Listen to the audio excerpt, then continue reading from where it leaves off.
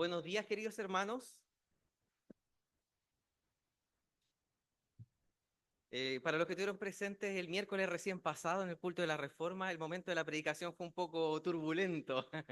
Había algo de bulla ahí atrás. Ahora espero que la predicación pueda fluir de manera más natural y que todos podamos escuchar claramente lo que Dios tiene para decirnos esta mañana. Es un gusto verlos nuevamente porque estuve el domingo pasado en la iglesia de Las Lomas en Concepción predicando. Por eso no estaba presente. Bueno, creo que lo dijeron en los avisos, pero es un gusto poder compartir nuevamente con ustedes aquí este culto y la palabra del Señor. Hermanos, ¿se acuerdan cuál es o cuál fue la serie de predicaciones que tuvimos en los meses de julio y agosto? ¿Se acuerdan de qué hablamos en julio y agosto en las predicaciones? ¿O se olvidaron totalmente de lo que ocurrió? ¿Mm? Unos a otros, nuevas relaciones en Cristo, ¿cierto? Y después en septiembre, ¿de qué hablamos? De la Biblia. Claro. Si no fuese de la Biblia sería preocupante, en realidad tendríamos que cerrar la iglesia. Claro, hablamos, dijimos, la serie se llamaba Ciudadanos del Cielo y de la Tierra, que era nuestra relación a la patria, a la nación, nuestra patria celestial, pero al mismo tiempo nuestra patria terrestre. Esto no era un interrogatorio por si acaso, pero era bueno hacer memoria. ¿Y por qué? También porque las primeras series de mensajes que estuvimos viendo, las dos anteriores, entre julio y septiembre, que fueron los primeros meses de mi ministerio acá en Chillán, en la primera de Chillán, apuntaban principalmente a mostrar cómo Dios está interviniendo en nuestra vida, cómo Él está obrando en nuestro corazón, en toda nuestra existencia, cómo Él obra de tal manera que nos va capacitando para vivir vidas de acuerdo a su voluntad y vidas plenas. Cuando decimos vidas de acuerdo a su voluntad, no es una vida oprimida, de miseria, no, una vida que de verdad sea en abundancia, una vida gozosa por el hecho de saber que estamos en comunión con Él, en relación con Él y con nuestros hermanos. La idea era mostrar el cómo nosotros podemos también ir creciendo en nuestra relación con el Señor. Y no solamente con el Señor, también con nuestros hermanos en la fe. Por eso, unos a otros, nuevas relaciones en Cristo. ¿Cómo nosotros nos podemos fortalecer, animar, perdonar, amar con aquellos que son parte de nuestra misma comunidad, a apoyarnos, a ayudarnos? Y este tipo de mensajes trae consecuencias, creo yo, muy positivas, de ver cómo Dios está hablando en nuestro corazón, está obrando en nuestra vida, cómo Él está respondiendo oraciones. Por supuesto que trae consecuencias muy, muy favorables a nuestra vida.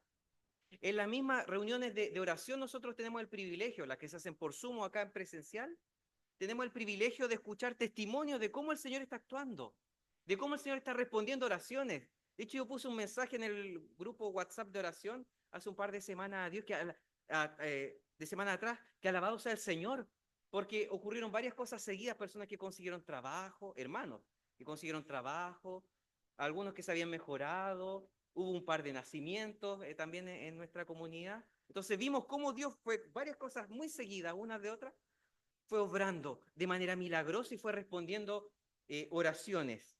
Y esto nos mueve también a tener una vida de acción de gracias, una vida de reconocimiento. A mí personalmente eso me encanta, me produce mucho gozo el que podamos compartir entre nosotros las buenas nuevas de lo que Dios está haciendo en nuestras vidas y en nuestras familias.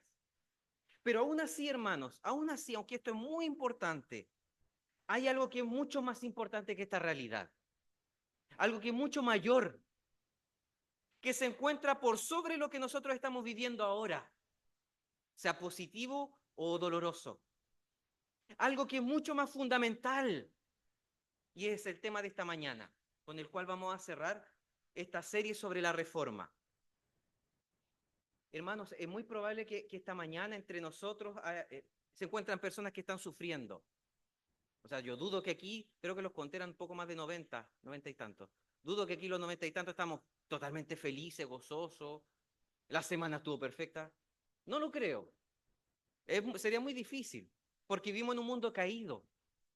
Es muy probable que entre nosotros hay personas que lo están pasando mal en este momento en sus vidas, que se encuentran quizás enfermas o que han recibido diagnósticos desalentadores.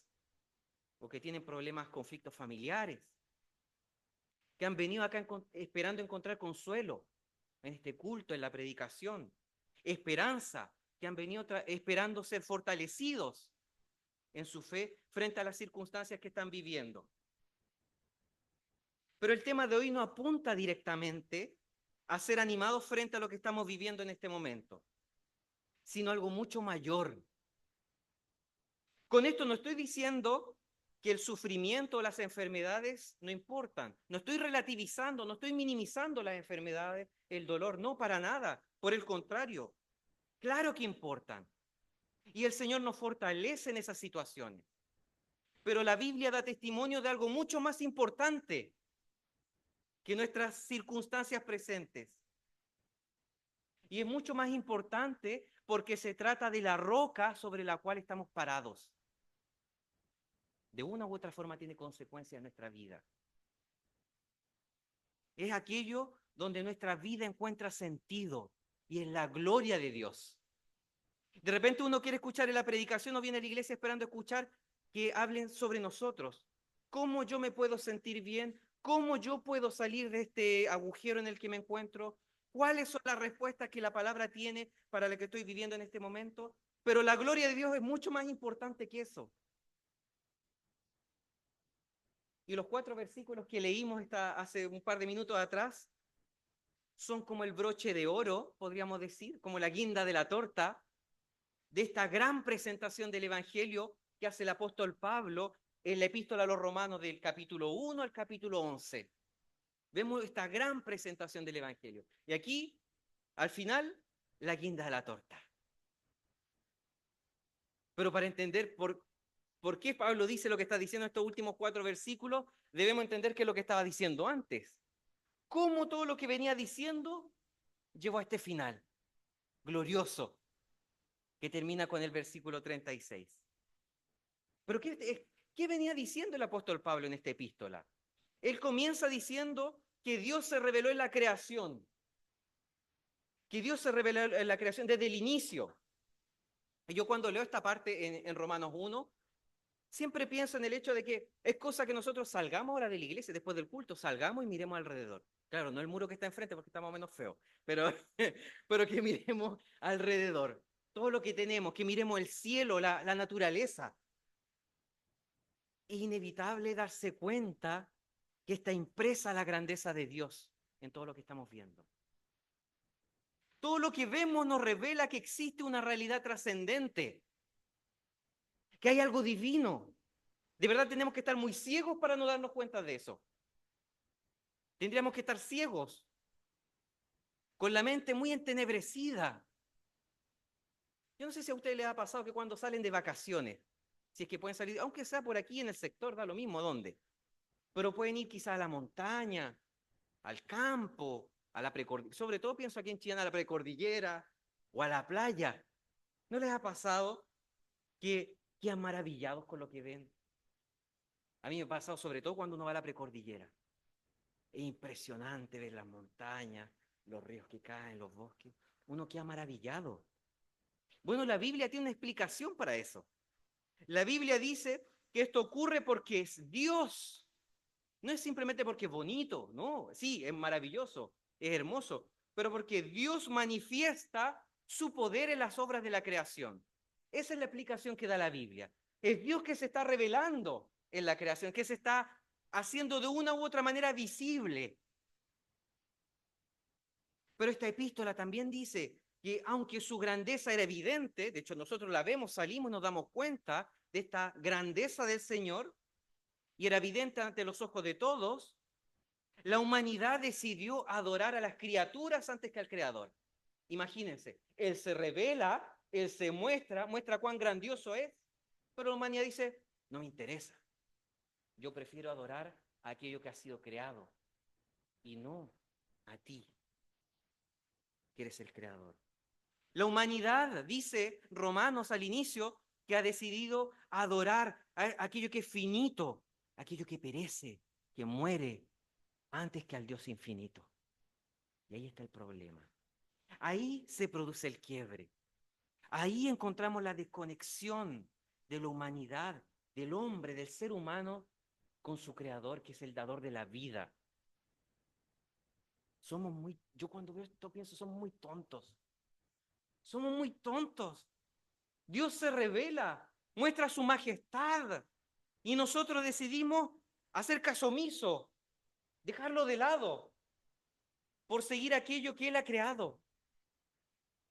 Él que es supremo, nosotros decidimos y preferimos adorar aquello que es pequeño, aquello que se encuentra bajo su soberanía. ¿Cómo no va a ser tonto eso? No es lógico, pero nos damos cuenta cómo afecta el pecado a nuestra mente. Eso se conoce en la teología como los efectos noéticos del pecado. Cómo afectan incluso nuestra inteligencia al pecado, nuestra manera de reflexionar. Fue la humanidad, dice Romanos, que se envaneció y terminó experimentando las consecuencias de su propia perdición. Romanos es bastante explícito en decir que como consecuencia de esto, de rechazar al Creador, a Dios, Él, el Señor, los entregó a sus propios pecados. Habla de los entregó a su propia inmundicia, a pasiones vergonzosas, a su propia perdición. Por esto mismo, la epístola continúa mostrando que el ser humano no tiene excusa. Fue el ser humano que decidió no seguir al Creador, adorar a la criatura. Por lo mismo no tiene excusa. Porque incluso cuando uno juzga a una persona, dice Romano, uno se está jugando a sí mismo.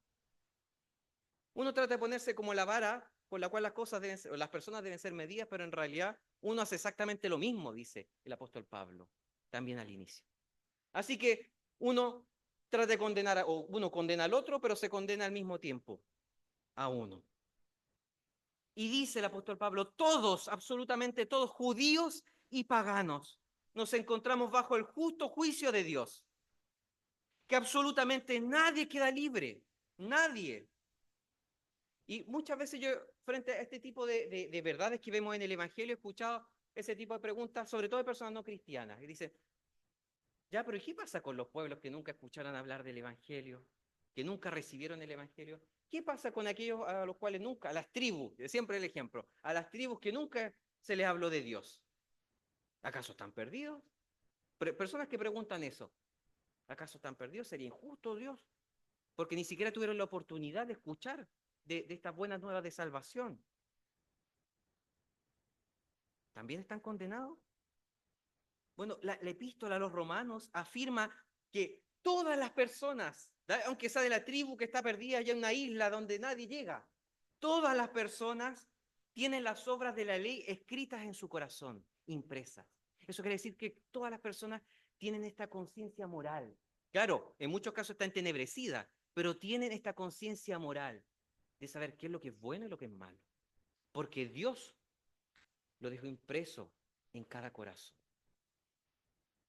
Y es verdad que muchas personas en realidad, uno vemos esos pueblos salvajes que matan, no dice, pero ¿cómo pueden tener esa conciencia moral? Bueno, la Biblia dice que sí la tienen. Claro, es como decía recién, está entenebrecida, está atenuada, pero Dios puso en sus corazones el saber lo que es bueno y lo que es malo. Y eso ocurre con toda la humanidad, con absolutamente todo. Todos saben de una u otra manera lo que es bueno y malo. Por eso se trata de un juicio justo. Dios no está juzgando a personas que eran inocentes, que no sabían. No, por eso es un juicio justo. Porque nadie va a poder decir al final de los tiempos, frente al tribunal del Señor, yo no sabía. A mí nadie me dijo. No es que a mí nadie me dijo que eso era malo. Yo no tenía cómo saber. A mí nadie me predicó del Evangelio. Nadie podrá tener ese tipo de excusa por lo que dice Dios a través de esta epístola. Y esta misma realidad de un juicio justo nos lleva a entender que no hay nadie, absolutamente nadie, que por su propia voluntad viva de acuerdo a la voluntad del Señor. Nadie. El relato bíblico es radical al decir de manera literal que todos están bajo pecado. De hecho, lo dice así, todos están bajo pecado. Que no hay justo, dice, ni a un solo uno. Ni a un solo uno. De hecho, en el capítulo 3, el apóstol Pablo cita dos salmos que presentan de manera bastante directa, muy directa, el hecho de que no hay nadie que busque a Dios, absolutamente nadie. Nadie que haga lo bueno, ni siquiera una sola persona. Y en ese capítulo vemos una descripción súper fuerte, súper dura, radical sobre la naturaleza corrompida del ser humano y que abarca a todas las personas que existen, que han existido y que van a existir. Nadie queda fuera. Pablo dice, tanto ustedes, judíos, como ellos, los gentiles, están bajo pecado. Por lo mismo, nadie puede ser salvo por las obras de la ley. Nadie. Nadie puede cumplirlas. Hermanos, examinemos nuestra vida. Pensemos en nosotros. Examinemos nuestro corazón. Por más esfuerzos que hagamos, siempre vamos a fallar en algo. No nos podemos engañar. Tratamos de ser buenas personas. Yo creo que todos hacemos un esfuerzo aquí. Claro, más, menos, pero todos tratamos de hacer un esfuerzo por conducirnos bien en la vida. Si no, sería como raro si uno se dejara llevar deliberadamente por el pecado. Pero por más esfuerzo que hagamos, siempre fallamos en algo. Siempre. Y eso nos hace darnos cuenta que es imposible por nuestros medios. Que si se trata de cumplir obras, no llegamos a la altura. No cumplimos el estándar. Si intentamos de justificarnos a nosotros mismos por medio de un buen comportamiento o tratando de hacer cosas para parecer justos, vamos a terminar siendo como los fariseos. Porque justamente ese era el problema. Ellos tenían una vida de superficialidad. Las cosas que hacían frente a los otros trataban de parecer justos, pero en su corazón estaban totalmente lejos de Dios, totalmente corrompidos, llenos de autojusticia, tratando de justificarse ellos por lo que hacían. Nadie puede pararse, absolutamente nadie puede pararse frente a Dios por sus propios méritos. Todo lo contrario, lo único que nosotros podemos aportar a nuestra salvación es nuestro pecado. Es lo único que aportamos, entre comillas aportamos, porque eso manifiesta la gloria de Cristo y su obra. Es el pecado. Nada más. Por mucho que tratemos de hacer. Pero el capítulo 3 al final ya nos entrega una esperanza, nos muestra luces de esperanza. Dice en el capítulo 3, versículo 28, concluimos pues que el hombre es justificado por la fe, solo por la fe, sin las obras de la ley. Dios justifica por la fe a judíos y gentiles, y eso atraviesa toda la epístola a los romanos. Judíos y gentiles por la fe en Cristo. La salvación no depende de la pertenencia a una nación, no depende de alguna característica de la persona. Ah, que yo nací en tal familia, no. Ah, que mi papá es presbiteriano desde... No depende de eso. No sirve de nada.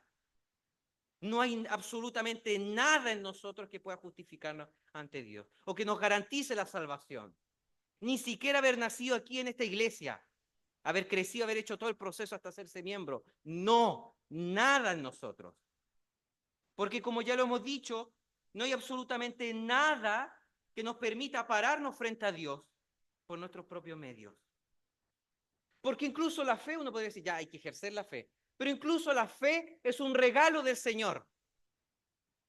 Solamente la podemos recibir por gracia, porque no es algo que nace naturalmente de nosotros. Porque, ¿por qué algunas personas tienen fe en Jesús y otras no? Yo he conocido personas que me dicen, claro, suena bonito lo que ustedes creen. Y yo entiendo que ustedes viven en paz y se sienten bien en la iglesia. Pero yo no tengo fe en Jesús. Personas que me dicen eso. Yo no creo en eso. No es para mí. Entonces, ¿por qué hay personas que sí tienen fe y otras no en Cristo? ¿Qué ocurre ahí? Y es porque Dios es quien decide. Es Dios quien decide. Él es soberano. Es de acuerdo y decide de acuerdo a su voluntad, según su plan, según su propósito. Todo lo que podemos hacer nosotros es recibir este regalo, ese don, y vivir intensamente en comunión profunda esa fe en Jesús como nuestro Salvador. Y el apóstol Pablo continúa a lo largo de la epístola a los Romanos, continúa hablando en esta gran presentación del proyecto de Dios, que el ser justificados por la fe trae consecuencias. Claro, porque no se trata de, yo creo en Jesús, es mi Salvador, y listo, y ahí se terminó. No, trae consecuencias, que ahora tenemos paz con Dios a través de Jesucristo. Conversaba con una persona hace algunos días atrás, que en esta conversación me daba cuenta que él está experimentando un proceso de conversión. Y me decía, hace un año atrás no sentía lo que estoy sintiendo ahora, la paz del Señor. Qué potente, sentir la paz del Señor. Hermanos, ¿han experimentado esto de sentir la paz del Señor que inunda el corazón, que sobrepasa? Incluso podemos estar viviendo una situación turbulenta, dolorosa, pero que incluso esa paz sobrepasa aquello que es doloroso. Sobrepasa las dificultades y las preocupaciones. Porque la Biblia nos dice que al estar justificados por la fe en Jesús, ahora estamos reconciliados con el Señor. Y esta palabra es clave, reconciliación. Podemos vivir ahora en comunión íntima, profunda con Él. La paz que da el Señor, que es fruto de la reconciliación, es mayor que cualquier estado de bienestar que nos pueda ofrecer este mundo. Ya lo hemos dicho en otra oportunidad. Lo que ofrece este mundo, la paz que ofrece este mundo es la ausencia de conflicto. Eso se entiende por paz. No hay conflicto, las cosas están medianamente bien, eso es paz. Pero la paz del Señor es otra cosa, muy distinta. ¿Les ha pasado que han tenido quizá un conflicto con alguien en algún momento y después podríamos decir, hacen las paces con esa persona? ¿Le ha ocurrido? Y me refiero a una reconciliación sincera, no así como, ya sigamos siendo amigos, pero no, una reconciliación sincera. Se genera una sensación de alivio, como que sale un peso de nosotros. Alguien, no sé, Dios, o sea, de hecho Dios, que saca un peso de encima. El corazón se siente más ligero, más liviano, en el buen sentido. Imagínense que eso ocurre cuando nos reconciliamos con alguien, con otra persona. ¿Cuánto más ocurre cuando somos reconciliados con Dios? ¿Cuánto más grande y maravillosa es la paz del Señor, que viene del Señor? Que siendo sus enemigos, ahora podemos decir que somos sus hijos. El cambio de estado es radical. Imagínense pasar de ser enemigos, en oposición, en rebelión, ahora hemos sido adoptados como sus hijos. Otra realidad totalmente distinta, una nueva realidad. Y en esta nueva realidad se encuentra nuestra nueva identidad. Pero frente a todo lo que dice el apóstol Pablo en Romanos, en este desarrollo de lo que va presentando en esos 11 capítulos, uno podría preguntarse, ¿qué pasa con la nación de Israel? Sale el tema ahí en Romanos. ¿Qué pasa con la nación de Israel? En capítulo 11, por si quieren ver en la Biblia, ahí surge. Bueno, ya habla de Israel antes, pero en el capítulo 11 aborda más esto. Y ese es un gran tema en esta epístola. Hace unos días atrás, un hermano, no voy a decir quién, un hermano me mandó un sticker por WhatsApp. Por WhatsApp. En el sticker apareció un hombre con un atuendo judío y un chofar. Yo pensé que quizás sacaron la imagen de una película y me dijeron, no, es de un culto de una iglesia pentecostal acá en Chillán. Era real, era una persona que realmente es una iglesia evangélica de Chillán, que se visten con atuendos judíos, que hacen danza hebrea y estaba con el chofar. Bueno, porque hay muchos evangélicos en todas partes, muchos evangélicos que alucinan con Israel. Yo no sé si ustedes han tenido la oportunidad de entrar a alguna de esas iglesias donde ven la bandera de Israel adelante, donde se toca la música, la alabanza, con melodías hebreas, como bien judías, bien judaizantes. Y que tienen de hecho un discurso muy judaizante. Todo el tiempo dicen que no, que Israel es el centro, está en el corazón de Dios, que Dios tiene un proyecto especial para Israel. Está lleno de iglesias así. De hecho, le preguntaba a esta persona que me mandó el sticker, me decía, no, si Chillán está lleno de iglesias de ese tipo. incluso hasta con el nombre, afuera con el cartel, siempre hay algo que tiene que ver con Israel. Pero ¿qué dice la Biblia? Porque una cosa es que son las ideas que se difunden, pero ¿qué dice la Biblia? Y el apóstol Pablo es claro. A lo largo de todo el relato, desde el primer capítulo hasta el 11, muestra que tanto judíos como paganos, todos están destituidos de la gloria de Dios. Y que solo se puede ser salvo por gracia. La única forma de ser salvo es por gracia. Y que esta gracia se manifiesta en el creyente a través de la fe en Cristo Jesús. La única manera, no hay otra, que es el Salvador. Nuestro único camino al Padre. No se trata de pertenecer a una nación. No es que Dios tiene un proyecto especial con una nación. No. Salvación por gracia, sola gracia, manifestada a través de la fe en Jesucristo. El único camino, Jesús mismo lo dice, yo soy el único camino al Padre. Nadie puede ir al Padre si no es por mí. Y el apóstol Pablo llega casi al final de la epístola y se pregunta, ¿entonces Israel está perdido? ¿Está perdido? ¿No hay esperanza? La Escritura dice que hay un remanente escogido por gracia. El remanente de Israel, escogido por gracia. Y como es por gracia, no es por obras. El capítulo 11, ya casi al final, dice que lo que Israel quería, lo que buscaba alcanzar, la nación de Israel, solo los escogidos lo pudieron alcanzar. ¿Se dan cuenta? Aquí se aplica la predestinación tanto para judíos como para paganos.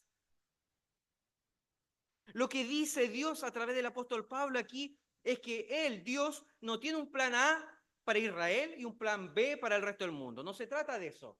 Dios no tiene distintos planes.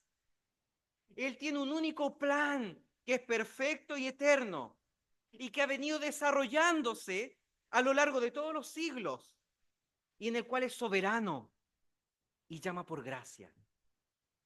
Esto no es algo que se aplica solamente en el Nuevo Testamento, en el Antiguo. También llamaba por gracia a sus escogidos, a aquellos que tenían la mirada puesta en el Mesías que un día vendría. Hermanos, el apóstol Pablo, después de haber hablado durante 11 capítulos, imagínense eso, 11 capítulos del plan de Dios, termina diciendo, porque de Él y por Él y para Él son todas las cosas, a Él sea la gloria por los siglos. Imagínense, hermanos, 11 capítulos para terminar diciendo lo más importante en 4 versículos. Ayer le pregunté, ya cuando estaba terminando la predicación, le pregunté a Meta, a la inteligencia artificial, ¿cuántos versículos hay entre el capítulo 1 y el capítulo 11? Hay 315. Bueno, quería empezar a contar yo los versículos. Entonces pensé que era mucho más rápido preguntarle a Meta. 315 versículos, 11 largos capítulos y dice lo más importante en 4 versículos. Es una locura, una locura. Y ojo que aquí el apóstol Pablo no es alguien que sea por las ramas, no es de esas personas que habla mucho y termina diciendo poco. No, todo lo que vemos que dijo a través de los 11 capítulos era necesario, era fundamental para la salvación, para entender cuál es el plan de Dios. Pero todo eso era necesario para llegar a este final de solo 4 versículos. Él presenta toda la historia de la salvación y por eso yo quería hacer esta especie de resumen, porque era muy necesario. Presenta toda la historia de la salvación, desde la creación del mundo, desde el momento que Dios se revela en la creación, hasta su cumplimiento en el fin de los tiempos, para mostrar que todo lo que el Señor ha revelado y lo que está presentando ahí apunta a su gloria. Ocupa muchas páginas, podríamos decir, para mostrar que todo apunta a su gloria, que ese es el fin último, que hacia allá es la meta, que toda la historia va en esa dirección. Cuando nosotros leemos esos 11 capítulos, primeros capítulos de Romanos, pareciera que todo se trata sobre la salvación del ser humano, porque se habla todo el tiempo de la salvación. Entonces, pareciera una lectura superficial que todo gira en torno a nosotros, que pareciera que ahí está el corazón del Evangelio y del obrar del Señor. Pero llegamos al final del capítulo 11 y nos damos cuenta que no es así, que no se trata de eso. Tantos capítulos para darse cuenta que no se trata de nosotros. No se trata de nosotros. Y aquí nos damos cuenta que la gloria de Dios nos humilla, en el buen sentido, nos humilla. Nos muestra que no somos el centro de la existencia, que no somos el centro del universo, que ni siquiera somos el centro de la predicación. Por eso les decía, es bueno hablar de cómo Dios está obrando, interviniendo en nuestras vidas. Es bueno hablar de eso, Dios lo expresa en su palabra. Pero aún así hay cosas más importantes como la gloria de Dios. Esto nos muestra que no somos el centro de la predicación, no somos el centro del evangelio. Son buenas nuevas de salvación para nosotros, pero apuntan a algo mayor que su gloria. Los lamento si vinieron buscando otra cosa, un mensaje de consuelo. Yo igual creo que esto consuela profundamente el entender la gloria de Dios. Porque si bien es cierto que el mensaje del Evangelio apunta a nuestro corazón, transforma nuestra vida, no es sobre nosotros. Y al mismo tiempo, la gloria de Dios nos muestra que tenemos el privilegio de celebrar, de adorar a aquel que lo es todo, que reina con poder y autoridad, y que Él, aquel que lo es todo, cuida de nosotros, cuida de nuestra vida, de nuestro corazón. Aquel que lo es todo, le importa mucho lo que nos pasa, todo lo que nos pasa. Es verdad que Dios nos ha dado su Espíritu Santo, que derrama su amor en nuestro corazón y que está trabajando en nuestra vida. Pero debemos entender que eso no es lo esencial, hermano, no es lo esencial. Y eso es lo increíble, porque nosotros testificamos de algo que es mucho más grande que nuestras miserias, que sobrepasa, que está por sobre nuestras pequeñas historias personales. Hermanos, nuestra vida es pasajera. Y les doy un ejemplo muy concreto. ¿Qué tanto saben ustedes de sus bisabuelos? ¿Saben ustedes de sus bisabuelos y su tatarabuelo? ¿Qué saben de ellos? El nombre, quizá yo porque me empiezan a contar historias, sé el nombre y de repente llegan a uno historias, pero probablemente están muy tergiversadas. A mí me han contado historias de mis bisabuelos, pero yo creo que le han metido mucho comino ahí en la historia, porque en realidad la versión que a uno le llega probablemente era muy distinta a lo que realmente vivieron. Realmente vivieron. Eh, para nosotros parecen personas demasiado lejanas, ¿cierto? Eso, quizás sabemos su nombre y listo. Pero no lo fueron. No fueron personas lejanas para sus esposas, esposos, hijos. Porque tuvieron una vida en este mundo, formaron familia, tuvieron relaciones con otras personas. Pero ahora no sabemos casi nada de ellos. Y hermanos, les invito a hacer un ejercicio que incluso puede llegar a ser doloroso. Probablemente va a pasar lo mismo con nosotros. En un par de generaciones más no sabrán casi nada de nuestras vidas. Muy difícilmente van a saber de nuestras vidas. Nuestros bisnietos, si Dios nos bendice con bisnietos, con tataranietos, quizás van a estar al tanto de nuestro nombre. Sí, vivió en Chillán varios años y sería. Pero todo lo que estamos viviendo nosotros ahora, que nosotros lo sentimos como, wow, estamos viviendo muchas cosas. Ellos no se van a enterar de nada en generaciones posteriores. ¿Ven? Somos pasajeros. Nosotros somos pasajeros. Nosotros pasamos generación tras generación, pero la gloria de Dios es eterna. Nosotros pasamos, pero la gloria de Dios es eterna. La gloria del Señor permanece para siempre. Es algo que no se acaba. Nosotros nacemos, vivimos, morimos, con la esperanza que después vamos a estar con el Señor, sí. Pero en esta vida, en este mundo, va a llegar un momento que vamos a morir. Imagínense de repente cuando nos enteramos de la muerte de alguien cercano, sobre todo cuando se muere gente joven, uno dice, uy, pensar que hace 2 años yo estaba con esa persona, vivimos situaciones intensas, pero ya no está. Y eso nos hace tomar conciencia de cuán pequeños somos, cuán pasajeros, cuán frágil es la vida, cuán frágil es la vida. No así la gloria del Señor, que está por sobre todas las cosas. Y hermanos, si estamos aquí, ahora sentados en estas sillas, yo creo que es porque probablemente no queremos arruinar nuestra vida.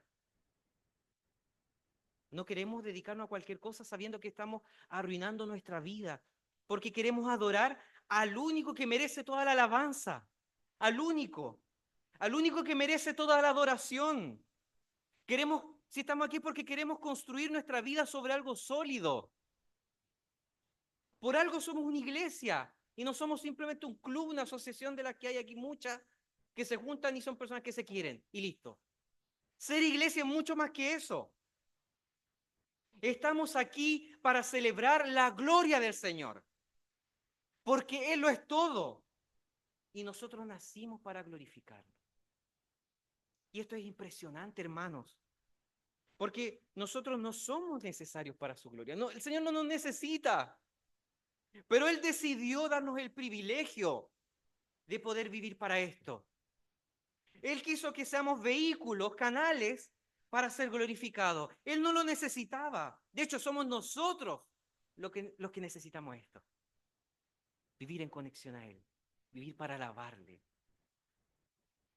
Él nos invita a la adoración. Porque Él podría haberse quedado perfectamente solo. La Trinidad me refiero, sola la Trinidad. Es autosuficiente, hermano, es autosuficiente. No necesita de la creación, no necesita de los seres humanos.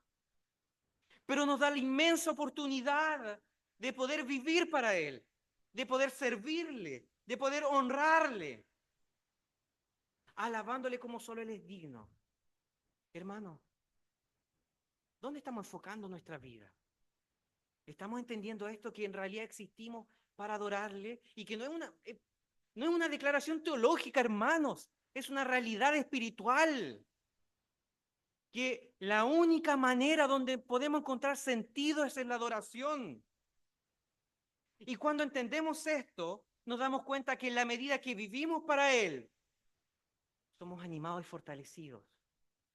Que en la medida que vivimos para su gloria, podemos ser levantados. O como decía recién, ahí nuestra vida encuentra sentido. Ahí podemos decir, ahora entiendo mi propósito aquí.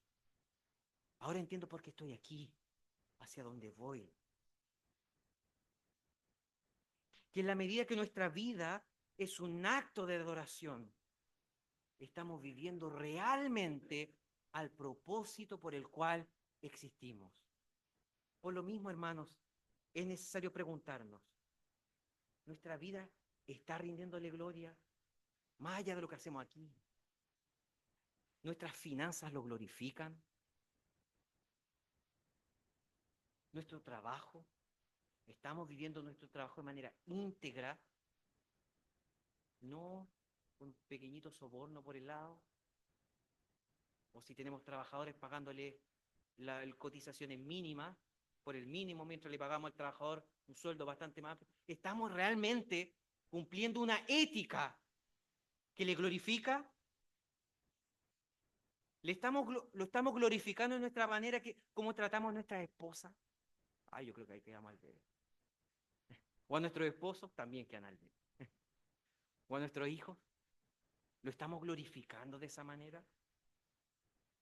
Hijo, no estoy diciendo esto aquí desde arriba, desde la tribuna de la santidad, porque mi esposa me conoce y sabe que estoy al debe.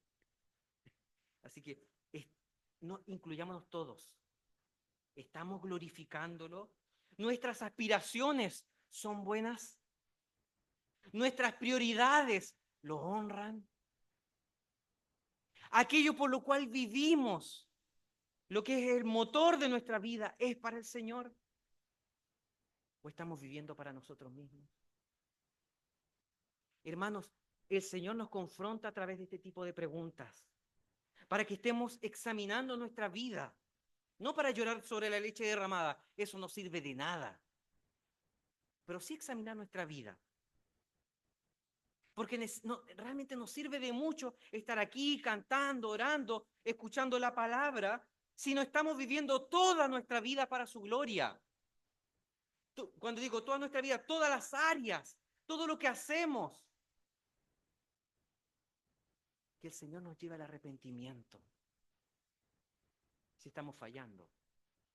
Y que Él nos mueva, pero que Él nos mueva guiados por su Espíritu, porque de hecho lo único que nos puede mover realmente de donde estamos, su Espíritu Santo, la fuerza de su Espíritu, para que todo lo que hagamos en todas las esferas sea para su honra y gloria, sea para su alabanza, para que su nombre sea exaltado.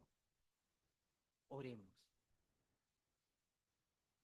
Padre Celestial, te alabamos, Señor, te damos las gracias porque a través de solo 4 versículos tú nos confrontas de tal manera que nos muestras que todo lo que existe, todo lo que has hecho, apunta a tu gloria. Gracias, Señor, porque nos confrontas de tal manera que nos damos cuenta que no es porque seamos salvos, no es porque tú hayas venido a nuestro encuentro que te tenemos que alabar, que te tenemos que honrar. Debemos vivir para tu gloria por lo que tú eres y no tanto por lo que tú haces, por lo que tú eres, Señor. Gracias, Señor, porque tú nos muestras que solo a ti es la gloria, no a nosotros. Por mucho que intentemos en reiteradas ocasiones de ponernos como el centro, de pensar que todo gira en torno a nosotros, de buscar nuestro bienestar, cómo nos sentimos bien, de qué manera la palabra nos habla. Tu misma palabra nos muestra que hay algo mayor, algo que sobrepasa todo, algo que sobrepasa nuestras historias de vida, nuestras miserias, nuestros dolores, nuestros sufrimientos. Y gracias, Señor, por reorientar nuestra mirada, por refocalizarnos hacia donde debemos realmente mirar, poner nuestros ojos. Padre Santo, que esta comprensión profunda de tu gloria nos mueva a vivir para ella. Que toda nuestra vida vaya siendo transformada en todo lo que hacemos, decimos, en las decisiones que tomamos, Señor. Para que todo esto te honre, Padre. No esperando una retribución. Aunque sí sabemos, Padre, que por consecuencia de que tú seas glorificado, tú nos animas, tú nos fortaleces, pero que no sea ese nuestro objetivo, que no sea ese un fin en sí mismo, que no esperemos nada a cambio, pero que vivamos para cumplir este propósito por el cual tú nos has creado. Gracias, Señor. Gracias por el enorme privilegio que nos das. Y te decimos todo esto, Padre, en el nombre de Jesús, nuestro Señor y Salvador.